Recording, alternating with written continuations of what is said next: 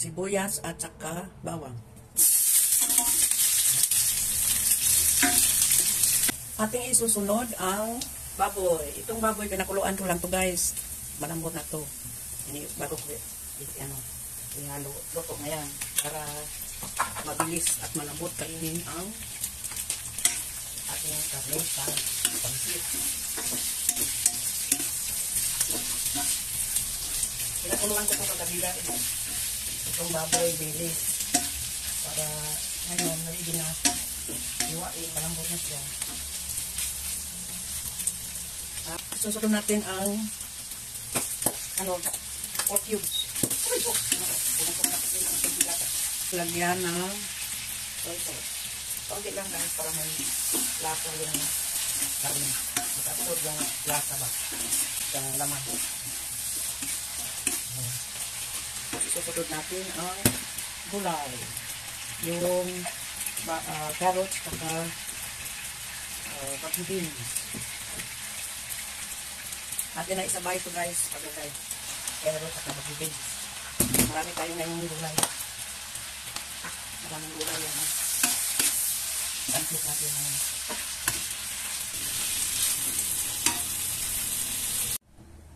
Lagyan natin ng sabaw. Yung pinakuluan ko kagabing gamitin natin guys yung sabaw sa baboy kagabi na pinakuluan ko. Yan lang guys. Kaunti lang guys. Kasi may matubig yung gulay. Natin na kumulo. Pag kumulo na yan, lalagay na natin yung cabbage. Kulo na guys. Lalagay natin yung cabbage. Daming gulay guys.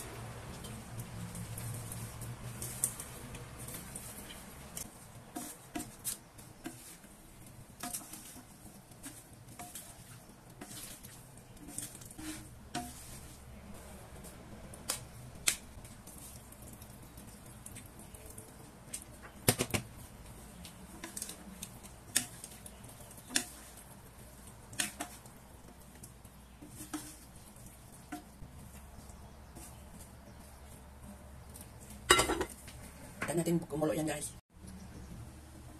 Ilagay itong patsal guys. Yung red pepper. Para may kulay naman.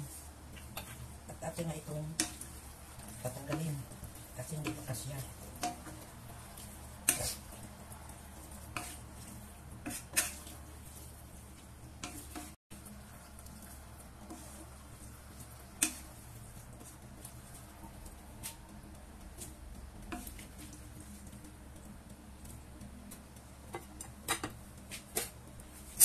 Ating hatiin ito guys kasi hindi makasya sa kawali, kaya dalawang beses ako mag luto itong bihon na espesyal.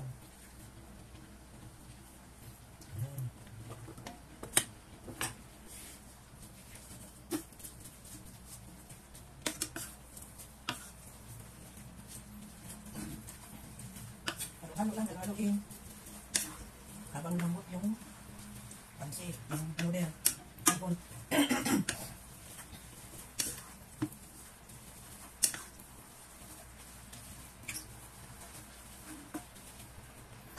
Yan guys. Lagyan natin na soy sauce. Ito ako magluto ng pansit guys. Ganyan ako magluto ng pansit.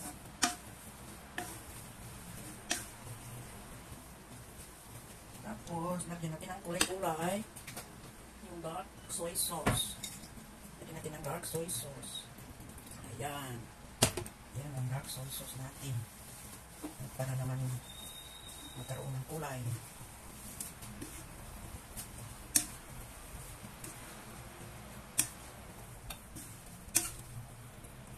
Ganyan guys. Magluto ng pansit.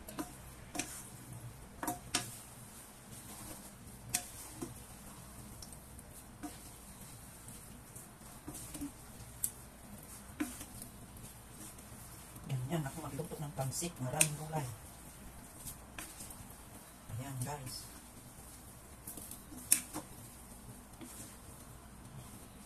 Ito ako magluto ng pansit. Ang pansit na walang kaputol-putol. Parang habang buhay ang magkain itong sa birthday. Mahaba ang buhay. Malusog guys sa gulay. Yan lang guys.